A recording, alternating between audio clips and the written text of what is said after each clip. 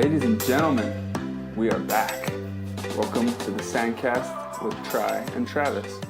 Brought to you, as always, by Volleyball Mag, our friends over at Wilson, and one of our new sponsors, and one of our favorite sponsors, Kona Brew & Co. Kona Brew.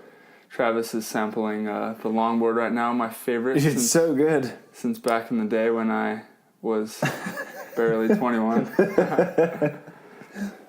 Yeah, definitely one of my faves. I'm on board. It's funny that we get a beer sponsor when I'm experimenting with a gluten-free or limited gluten diet and you can't really drink. Yeah, but that's what it's all about. It's kind of like that relaxed, laid-back lifestyle, right? Yeah. It's not that... We're not ripping it on Sandcast. It's not that party-style beer. It's the one life, right? That's their motto. Yeah, we're stoked, though. Yeah. Our podcast fridge is stocked. How many cases did you get? You got a good bit. Yeah. As much as they could carry to the door. So if anybody's listening to this and wants to come on the show, you will not be thirsty on Sandcast anytime in the near future. We also got some Monster in there. We're fully stocked. Yeah, you got the Monster hat on right now, right? Yes, sir. Looked good in Huntington. Mm-hmm. Got some love on the Amazon Prime. Yeah, we're stealing all the tour sponsors. Yeah. That's the way you want it. Dude, the Amazon Prime stream, obviously you didn't get a chance to watch it, thankfully, since you were still in it all the way through the semis. The stream was great. That's what I heard. It was awesome because you could, it was like DVR. Like you could rewind, you can go back. And whereas last year, you couldn't even, I couldn't even go back and find my own match. But this year, you can go back as far as you want. You can pause. It was great. Yeah, I watched K-Spear versus Cam Schalk. K-Spear and Cam Schalk against Billy and Stafford because we played the winners. Yeah. So for the first time in the AVP, I could go back and watch guys play and scout them the night before. Yeah. And it worked. Yeah, it's fun. And I feel like, too, Kevin and Cameron... Kevin Barnett and Cameron Irwin, the commentators on Amazon Prime, they've settled in. Yeah. And whereas before they were kind of feeling it out a little bit, I feel like they're kind of in their element. And they both do such a good job of getting to know the players. Yeah. So they were really comfortable, and I thought it showed in some of the commentary. Yeah. I mean, that was a successful event.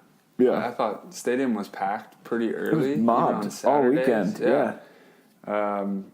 Amazon was a hit. Everyone loved it. You could tell by how much feedback we were getting from people. They were watching our outside court matches, and dude, it's really cool. I'm stoked at what the AVP is doing. Yeah, it's everything's heading their off season was great. They might have had the best off season of any team on the AVP. The AVP announced that they're increasing prize money, added Hawaii.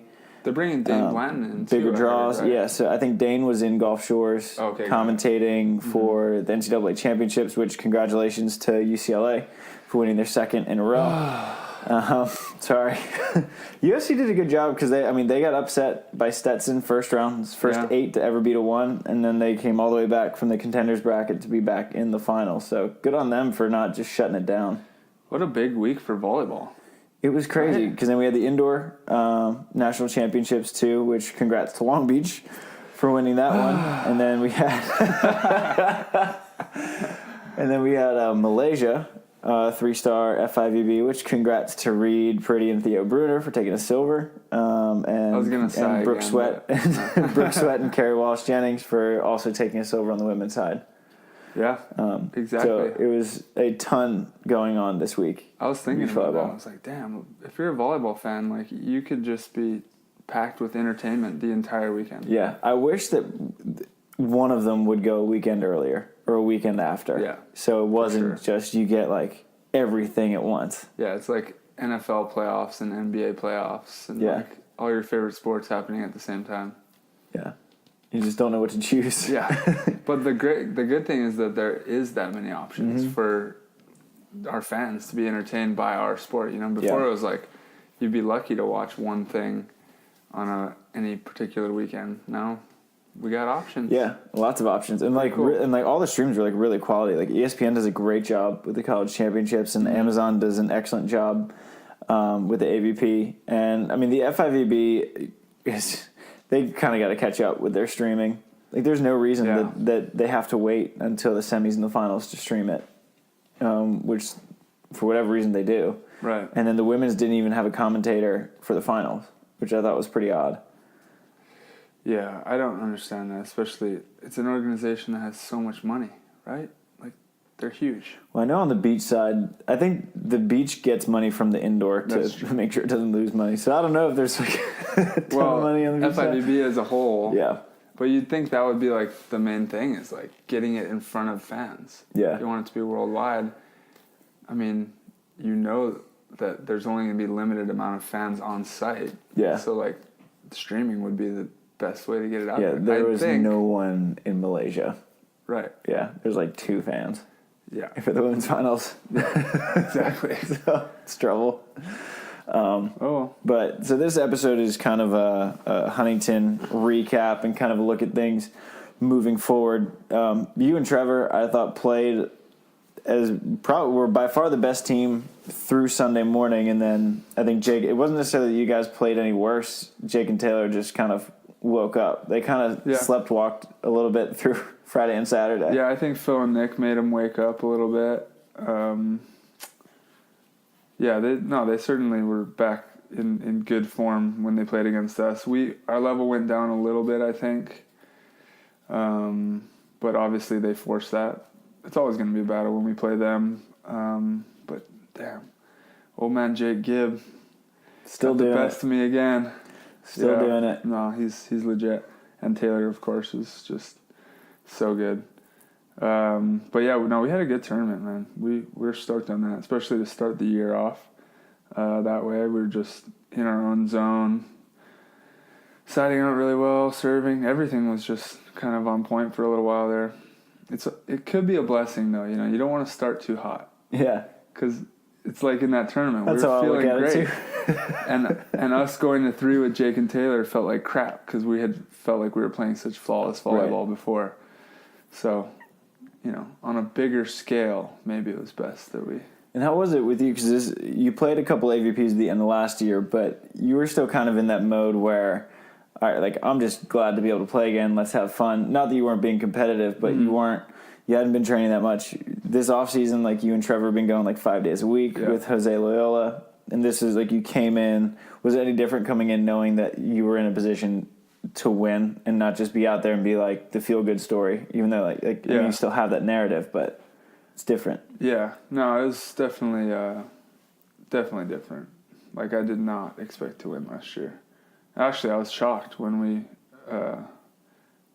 did so well. I didn't even think we would get as far as we did.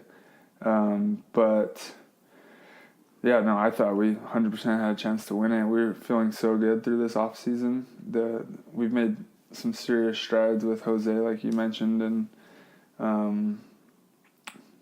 we're very confident going into it. And then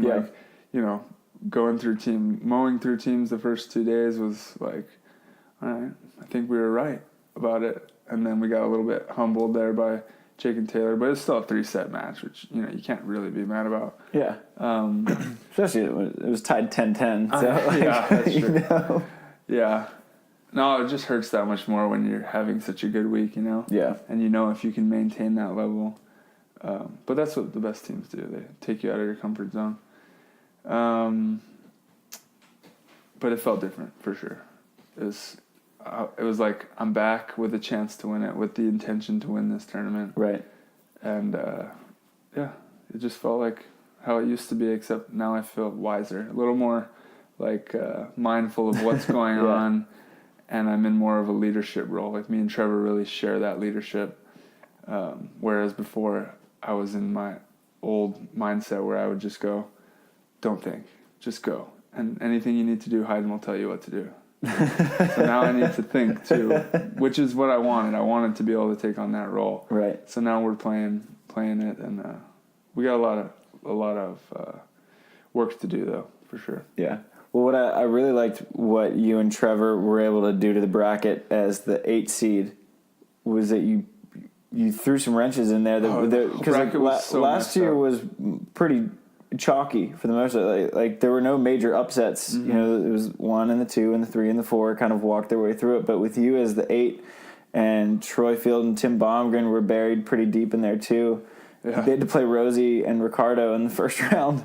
Yeah. And, like, with you guys, like, making those upsets, we saw a lot of different matches that we wouldn't normally see. And they're like, the contenders bracket was brutal. The 1 versus the 4 to take a fifth. Yeah. I think that's crazy. Mm-hmm. And Casey Patterson and Chase Budinger played really well. They did, yeah. That was definitely, I would say that's a coming out party for Chase. The way he was blocking against Nick. Kind of showing the world what his potential is. Because last year, he got probably overhyped just because he's an NBA athlete and, like, an extremely athletic person. But, he came out this year and made a statement, I think, early on. Now he's got to build on that and try to do it internationally, which is a whole nother monster. But he's been good when I've seen him at training. Yeah, I feel like people always forget that Chase this is his second year playing beach volleyball since like high school, aside from 4-man and 6-man. It's kind of scary. And you look at him and like, I was watching the finals at Delaney's house on Sunday, and there were 0 hitting errors from either team in the first set. You look at that, like, with Chase and Casey, Taylor, and Jake, like, those are 4 pretty physical players. Like, someone's bound to hit a swing out at some point, and no one did. And, like, Chase has only been playing for 2 years. That was his second final. And he got served most of the balls. He didn't hit a single ball out in the first set. Like, that's crazy. Yeah, playing under that pressure is, like, probably nothing for him. Doesn't even feel it, I would guess. I think he can only expand his game from here. He has the physical game down. I think playing, it's like those small veteran things, playing in different winds, different sands, different balls, different teams bringing different strategies, seeing like the Adrians out there. Those are the things where it's like, for me at least, I'm like, God, there's so much to learn. I have to like continue learning at all times, and I feel like I've been out here for a while now, trying to learn all this. But yeah, he gets up. Yeah, he flies. Deceivingly high. Yeah. I don't know if it's deceiving. He looks like he's getting pretty high. Yeah, I don't know why. It doesn't seem like he's like trying that hard or like, it just seems like he just kind of floats up there. And I don't think of him as like getting up as big as like a Theo or a Phil, like those big guys. Yeah. But he's might be up there with them. Yeah. Pretty close at least. Yeah, he flies. Probably at least where Jake's at. Maybe higher than Jake actually now. Probably, because he's not that much smaller, but I think he does jump better and make a little bit more athletic moves, where Jake is more just kind of like Tim Duncan. He's just real fundamental. Yeah. Not going to do anything insane like an Anders making those horizontal moves. Yeah. Jake's just kind of like, he'll take his space, he's going to get his blocks, and there's no reason for him to make these crazy moves with Taylor. Jake will put his hands outside. He's really good with his hand placement outside of his body line. Whereas like a Phil doesn't really do that. So you'll see Jake break his elbow and take these low angles. Yeah. And his footwork's really good and all that. Whereas Phil's a little more compact and just gonna like, he lines up well and is just gonna go like take a lot of your court. Yeah. But you're not gonna see like too many single hand movements. And I think Chase is more like that, like Phil, like where he'll just press real big on the ball, and if you come his way, he's going to block it. He's going to be really solid and steady, which is what I thought he did against Nick really well. And Nick kept trying to challenge him low. I'm like, you're not going to go through him, Nick. Like, you got to start chopping. But, yeah. It was impressive. And Casey, of course, seeing him back in the finals was... Especially in Huntington. Not great to see. Casey's... I played him in 2 Huntington finals, I think, at this point. Maybe 2. Seeing him back in the finals is like, damn it, he's back. He looked good. Yeah, especially in Huntington. Casey looked real well. Jake and Casey in Huntington, that's like their spot. Yeah. Although Hyden was gone, and we should look at this stat, by the way. I want to say he's been in the finals for like 10 years straight. When he goes. Yeah, when he was there. We can look this up. I'll look it up. We know that BVB is one of like my favorite website in the world, so we can find this out. Right. But yeah, I think that the men's side last year was very top heavy, and you noticed a clear difference when a couple of teams were missing. Like in San Francisco, it was like, wow. there's a lot of teams going. But here there were a couple teams gone, and we had, I don't know what seed Trenton were, but they were in the semifinals. Like Ricardo and Rosie were they were in the teens for seeds, and like they had to work their way through the contenders bracket. Dude, it's deep. It's really deep. It's really deep this year. We had 3 teams missing? Depending on if Kolinsky and Evans are playing AVP, which we don't really know. Yeah, so we had 3 teams that were not there that could normally be here for the rest of the year. Right. And Phil and Nick took a 5th. So let that sink in. Yeah. No, it's going to be crazy for sure. Reid and Theo are going to be really good, especially with the Wilson. Yeah. Reid's just getting better. He can bomb that serve. Hyden's always dangerous. And Ryan. I don't know. I'd like to see a year where, unless it's me, where it's not the same winner every time, When it was Phil winning every tournament, blah, blah, blah, Jake and Casey won a big chunk at one point. It was boring. How many winners do you think we'll have in the 8 tournaments on the AVP this year? That's a good question. I think we'll have 5. Because it's an Olympic year. A lot of teams will be missing random tournaments. Not everyone's going to miss at the same time. Yeah. But Jake and Taylor are going to stay for a few more. Yeah. I think Jake and Taylor could get multiple. Phil and Nick could get multiple. You and Trev will be gone for so many. 4 or 5. Yeah, it depends if we get to play Seattle and Manhattan's over a 4-star, but we're going to try to skip that because we don't want to be in Moscow, even though we should be playing all the World Tour. Yeah. So I think that'll be a good thing to look at in review, how many teams won this year versus maybe it'll be a new record for how many new teams won an AVP tournament in one single year. That would be cool. Yeah. Cool. How about the girls' side? The girls' side's crazy. Dude, girls' side's gnarly. Yeah. Because when you look at it, teams like Kelly Reeves and Brittany Howard, who I think are fully capable of winning an event in Austin. Yeah, they could be due for one. I don't know if they're going to Itapema for a 4-star or not. But they could easily win in Austin because they should have beaten Sarah in summer. They were up 13-10, had a couple match points, and they just kind of let it go.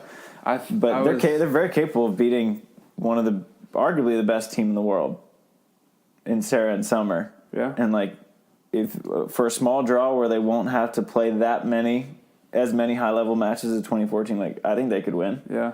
Sarah in summer can obviously win. Brandy, she can play, she can win. And then just throw in the best blocker in the world, and then the other best blocker in the world and her partner.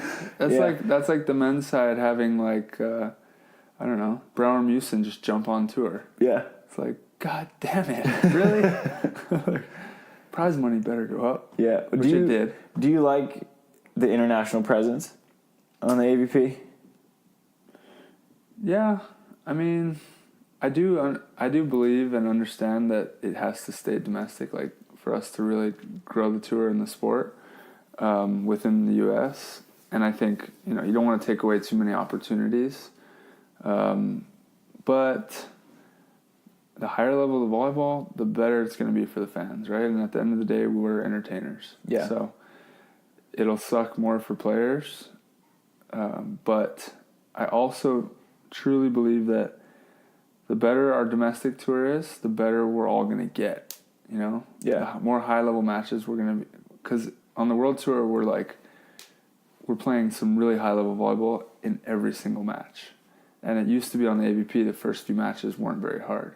Now we're getting to that point where you can't take any matches off. There's no real coasting. Yeah, and that's only going to make us better. We're just playing good volleyball all the time. And that's going to be one of those things that's going to help our country get more medals on the podium. And that's USA Volleyball. We had Tyler Hildebrand on here, and that's obviously their goal right here. Yeah. They want more of these. That's all their goal is. Obviously, world champs and Olympics are the best ones, but I think a stronger domestic tour will help USA Volleyball get more medals. And I think what you mentioned as a fan of the game, you love seeing Melissa Humana Paredes and Sarah Pavin pushing April Ross and Alex Kleiman 16-14 in the third. Yeah, that's such a treat. Or whatever it was, 17-15, whatever the final. Like, that was an awesome final. Uh-huh. And not saying we don't get that if they're not in the tournament, but we got to see 6'5" Pavin against 6'5" Kleiman, and then two of the best defenders in the game with April and Melissa. Like, that's right in our backyard. A few years ago, we were watching blowouts in the final. Like, like April and Carrie were just smashing everyone. It's just boring as hell. Yeah. But yeah, no, I think it's good for the sport. And if AVP keeps growing, they're adding more prize money every year, more events. That'll create enough opportunity for the back of the main draw teams who aren't winning or making finals, semis, to stay afloat and still be able to make a living. That's kind of the goal, I think, is for all the main draw players to be able to be professional volleyball players without, having side jobs, which only on the AVP is going to be tough, but I think that's something to strive for. Yeah. And then while we're on that topic of only on the AVP, you are about to be on a crazy journey. Oh, dude. If you want to walk our listeners through your schedule, so you're skipping Austin for Itapema. Unfortunately. 4-star. Unfortunately, we're skipping Austin. Because we'll be in Brazil, and then from Brazil we fly 40-hour one-way to Xinjiang, China. That's so long. We go Itapema, like hour or something to Rio to Chicago, which is like 12 hours. Chicago to Hong Kong, which is like 14 hours. And then another 2 hours, and then who knows how long the bus ride is. Don't know what day it's going to be. Yeah. And then we got to play I think we got 2-day break. And nice. Then, so you get some training. So then China, and then Ostrava, which is the Czech Republic. 4-star. And then we're going to jump back across the Atlantic to New York. Right? It's funny, when you come back in the country, I'll be leaving it. So me and Kyle Friend are playing in Orseca in La Paz. Oh, yeah, that's right. Yeah. So we're just Mexico. We're just trading spots. I heard that's a good spot, by the way. Yeah, that's what Billy Allen. He kind of cemented that decision for me. I was like, do I skip New York? Do I play La Paz? And Billy was like, La Paz is pretty nice. I was like, all right, La Paz. Twist my arm. Dude, yeah. No, that's not a terrible choice. Plus, you get some international points. Yeah, that's the way to go. Yeah, so you go to New York. I haven't played New York yet. Really? So I'm excited for that. It's more like, I hate New York City. It is a really fun site. I think it's the most unique city on earth, and I appreciate it for that, but it's just, it's not for me. I'm an island guy. You're an island boy. I'm a farm boy. Farm boy. We're good. We walk through just like, what the hell? All right. Like, these buildings. Where are the cows? Tree anywhere? Let me see a tree. I just want to hug a tree for a second, touch some dirt maybe. Yeah. Or some sand. Yeah. New York, Poland. Then we come back. Warsaw? Warsaw. Okay. And then we come back for Seattle. And I'll tell you guys if we have a week off. These are just back-to-back. Seattle. Then we go back to Germany for World Championships. Then we go... Also, congrats to Billy Allen and Stafford Slick, who got in. So a lot of people were wondering... So Billy and Stafford went to... I just found this out, by the way. I had no idea. I found this out at practice this morning. So we finished practice, and Stafford checks his phone and goes, "Let's go!" I was like, "What's up?" And he's like, "We just made world champs." So I didn't think they had a shot at it. And I don't think they did either. And so a lot of people were wondering what they did. They went to Norseca in Mexico, played 2 matches, forfeited, flew back. They didn't get a travel stipend for it. Yeah. And I don't think they got any prize money. Yeah, so people were wondering, what the heck was happening. Yeah, you definitely get prize money for a 13th in an Orseca. Yeah. And so what it did was, Phil, Dalhausser, Nick Lucena, and Jake and Taylor, and you and Trevor got 3 automatic bids to World Champs via points. Yeah, so we didn't know we were getting the automatic bid. We were on the cusp. Right. So we thought we were getting the continental bid. Right, which is the purpose of the Norsecas. Right. And then, so what happened was that you guys had enough points, and which gave the continental bid to Billy and Stafford. So we now have 4 in World Champs with you in Hamburg. Us. Yeah. So the U.S. is not that bad. No. We got 4. Yeah. And it's funny, like, you don't really have to care about seeding anymore on the World Tour. Because it's so deep. Dude, like you have last seed, first you have seed, Andre it's going to be hard. Andre Loyola and George Wanderlei coming out of qualifiers. Like the seeds just don't matter. Right. Exactly. Like, come on. So just be main draw, and you're like, oh, perfect. Yeah, like Alisson and Alvaro coming out of qualifiers, and they just won in Malaysia. They could win world championships for sure, like easily. Yeah, I think Alvaro's been to a world champ final. Maybe he's won a major. He won Fort Lauderdale 2 years ago. He's won a few majors. And Alisson's obviously won the Olympics. So yeah, it's ridiculous. It's like Brazil's 4. Yeah. Anyway, I honestly don't know if I can tell you the rest of the schedule. It's something after Germany. It's like we stay in Europe. I think. We go to Stade, and then at some point it's Vienna. Maybe Portugal next. I don't know. Yeah, I don't know, guys. And Tokyo's in that mix too. Oh yeah, Tokyo is during Hermosa. Well, we obviously don't know past. We'll update you. Yeah, you could look it up. Yeah, so Try's gonna be gone for a very long time. Yeah, I'm basically. There's a chance I come back for like 2 or 3 days in the next 3 months. Just crazy. Ish. Well, until August. Yeah. Yeah. Yeah. And then the one time I would have seen you, I'll actually be gone. We're not in New York. Oh damn. We can FaceTime, brother. Or WhatsApp. Well, we're going to have to keep in touch, because we're starting a little YouTube channel. Yeah. Right? Yeah, so we got behind the scenes here, we got our guy, Ryan Radira, who, did I pronounce that right? Yes, sir. There we go. Yeah, he's legit behind the scenes right now. Yeah, so we've been trying to add an extra element to Sandcast, and so we added a video of the podcast with P1440. But we're now adding not starting a YouTube channel because we've had it for a little bit, but We're adding good content to it. It's actually going to be good now. Yeah, it'll actually be something on there. Yeah. So we got Ryan Radira, he's the guy behind the AVP network on Instagram. Does awesome video stuff with volleyball. We got him. He's following us around to do sort of a behind-the-scenes look at 2 kind of dichotomous paths in beach volleyball. So we have mine, which is just trying to make it out of domestic qualifiers into main draws in the AVP. And then we have Tries, who's pushing for the Olympics. So 2 very different types of beach volleyball journeys that we are going to be documenting and putting out on YouTube. The first one will be out in late May. And then from there we'll be starting around last week. Yeah. Right. So we had Ryan follow me around as I died in the qualifier, and then we had him following Try around as he dominated main draw, made a Sunday, and then so each week, or every other week, whatever we choose. However regularly, every Yeah. other week, beginning at the end of May, we'll kind of have a new episode. The show is going to be called Beach Access, presented by Sandcast. So we're pretty excited about it. I think it'll be a fun little project. It'll be different from what the McKibbins are doing. We don't want to step on their toes, with the tutorials and all that. It'll be different from what Anders and Christian are doing because it's not a vlog style. We have Ryan kind of with us, and we know that a real video guy. If we have the camera in our hands, it probably won't turn out that well. Yeah. So we got a real video guy to do it the right way, and it's gonna be good. It's gonna be dope.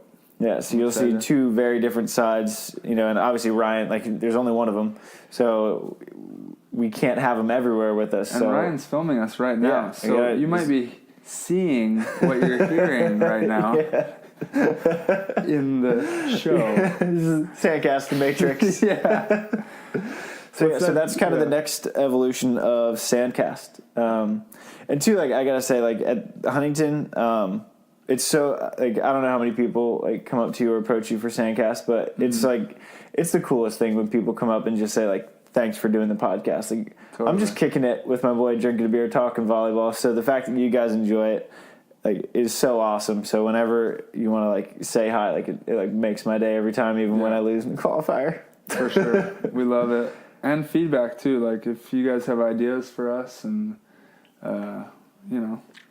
or if you think, we got to cut something out, if I need to shut up more, then we're open to the constructive criticism. But, we thank everyone that gives us support on site for sure. Yeah, I love that. We'll let you guys know in the first episode of Beach Access is that we're kind of stoked about the name, too. We kicked around a lot of bad names. Yeah, real bad ones. But you do enough bad things, and one good one eventually pops up. I knew it. I love it. Yeah. So then we have Austin's coming up really quick. Well, when do you leave for Brazil? Sunday. The 12th. Okay. Which is, yeah. And then I'm out, I'm getting in Austin a day early so I can get acclimated to that heat and humidity.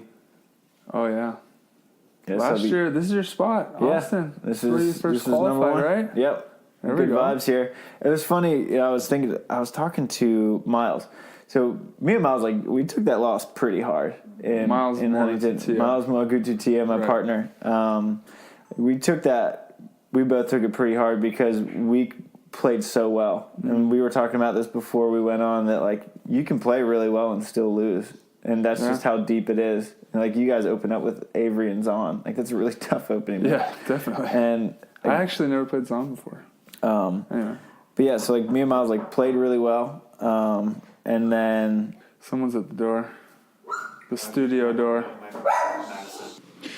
Don't hit that skip button, everybody. We're going to be right back here with Sandcast. Just taking a brief second to give a big thanks to our sponsors. First and foremost, goes out to Wilson. Everyone should be stoked that the AVP season is coming up, which means that you need to order up your Wilson volleyballs or any other volleyball equipment you may need. So go to wilsonvolleyball.com to get that. Best news, you can get a discount, Wilson Sand. It's 20% off if you use our Sandcast Wilson disc code. So hop on over, get your preseason equipment, get ready for the season coming up at wilsonvolleyball.com and use Wilson Sand for a 20% off discount.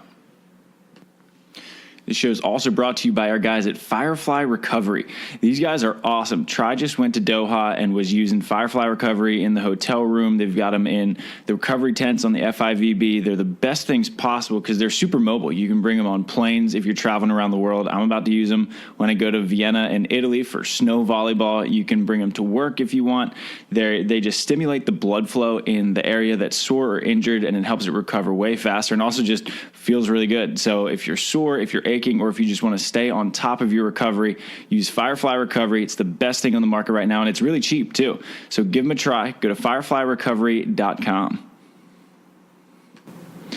And now for our Pacific Coast Wealth Management Olympic FIVB ranking update. Leading the charge for the men is Russians Vyacheslav Krasilnikov and Oleg Stoyanovsky. At number 2, welcome aboard two-time gold medalist winners of Sydney and Doha, Esteban and Marco Grimalt, who are cousins, not brothers. Leading the way for the Americans at the moment, though that's likely to change here soon, is Bourne and Trevor Crabb. And for the women, at number 1 is Brazilians Rebecca Cavalcanti, winner of the P1440 Top Guns event, and Ana Patricia Silva. At number 2, from the U.S., is Emily Day and Betsy Flint, silver medalists in Sydney. Followed at number 5 is Brooke Sweat and Carrie Walsh-Jennings. And at number 6 is Kelly Clays and Sarah Sponso. More Americans at 11 and 13 with Brittany Howard and Kelly Reeves and Alex Kleiman and April Ross, respectively. So really solid showing in our Pacific Coast Wealth Management Olympic Rankings update from the American women here. And now we're going to let you get back to the show. Well, where were we? We were talking about Miles and I kind of took that one hard. Yeah. We played really well. It was really similar to how Miles didn't even play Huntington last year because you were talking about how Austin is where the good vibes are. That's where I made my first main draw. And Huntington, Miles couldn't even play because it was an FIVB and he's stuck in American Samoa. Yeah. And I lost almost in the exact same way I did last year. So we played way better than I did last year. Me and Miles, first match, cruised. It was no problem. And then second match we played Casey Losick and Lev Prima, which Casey's really good. He's one of the guys that everyone should be keeping their eye on. He's 18. Last year he took Lombardo and Ontiveros, the Mexican Olympic team, to 3. Legit. Yeah. Really good. And he's made probably 5 or 6 main draws and played him and Lev. And Lev just has this cannon serve. Sometimes it's on, sometimes it's way off. Mm-hmm. And against us, it was on, but we still, like, first set controlled it. We just won every switch 4-3 the whole way. And we won 21-16. It was like and then second set, same thing. We're up 12-9. On to the good side. And so, like, the qualifier day, it was like there's a pretty significant difference between good side and bad side. And I was like, all right, like, if we win this good side, like, this match is ours. Right. And we let a few easy ones go. And then Lev got on the good side with some momentum, and it was just trouble. But, like, even going into the third, like, we still went up 10-9, had a chance in trans, missed it. We're up 11-10, had a chance in trans, missed it. 12-12, chance in trans, missed it again. So we kept getting these opportunities. Like, we played really well, and they made plays. Yeah. It wasn't that, like, we were just wailing balls out. So, like, it sucked. Because, like, Miles called me, and he was like, dude, like, we played way too good to lose. Like, yeah, like, you're definitely right. And he's like, that sucked, but, like, we both feel good going into Austin, even though it sucks, like, that we lost Huntington. Because it just sucks, like, we did everything right and we lost. Yeah, that's what we were talking about earlier. Yeah. It's like, you really got to be mentally strong in a sport where it's tournaments. Yeah. Everybody loses. If everyone's goal is to win, then everybody except one team loses. Yeah. So you have to be able to compartmentalize the losses for sure, and be able to take the victories out of it. Like, especially for, like, me and Trev, like, I was freaking up early this morning just thinking about, God damn it, I lost to Jake again. Yeah. Like, super bummed about it. But we played good ball, same thing. Yeah. We didn't lose it necessarily. Definitely got a little tentative in certain spots, and then we left the door open for them to close it, which sucks. Yeah. And, like, Jake making great serves towards the end and all that. But yeah, I'm just, like, trying very hard to find the positives of it, and there are plenty, but they're hard to find. And in our sport, I think it's super important that you're able to find those. 'Cause this is the first event. If we're gonna stress out majorly about the first event, we're going to be in big trouble later on. Right. And I think it's super important to, like, it's just have a zoomed out perspective. You know, like, I lost in an AVP qualifier, but my job that day on a Thursday was to go play beach volleyball. Right. Yeah. Like, that's a really good day. Like, people take time off of work to do that for vacation. And I was telling Brittany Howard the same thing, because she was really bummed after losing that really good match with Sarah and Summer. And she was like, I'm so bummed. I was like, you just put yourself in a position to beat the best team in the world. Like, right. That's a pretty good way to spend a Friday. Yeah. She's like, isn't that the crazy thing? Yeah, you're right. The better you get, you just keep raising the bar. Yeah. So the same loss, like, you could lose at 9th and be pissed, but then you raise your and then you get better, you raise your standard, and it feels the same to lose a 5th. Yeah. And now for me, it feels like that to lose 3rds every time, whereas at one point, that would have been the coolest thing in the world. Yeah, everything scales. Even last year would have been great in my first 2 AVPs to get a 3rd, and now it feels like crap. Yeah, and that's when we had the forever forgotten, deleted Ed Ratledge podcast that only me and you got to listen to. Yeah, it's too good, people. We couldn't share it. Yeah, because Ed said that expectations are the thief of joy. Right. And that's super true.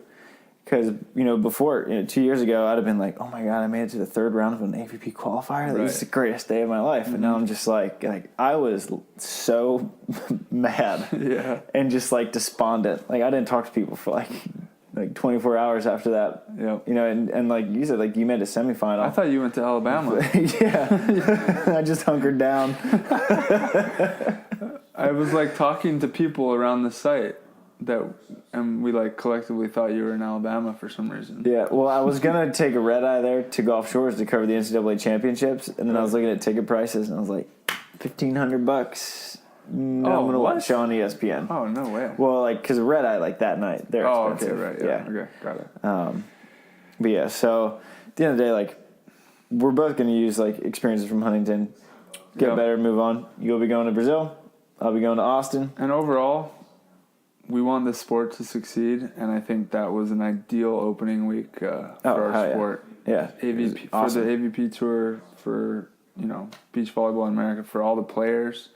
I think that's the start to the season that we wanted to see. Really high-level volleyball. Yeah. So be on the lookout for Beach Access. We will let you guys know when the first episode is published, and we will catch you guys next week on Sandcast.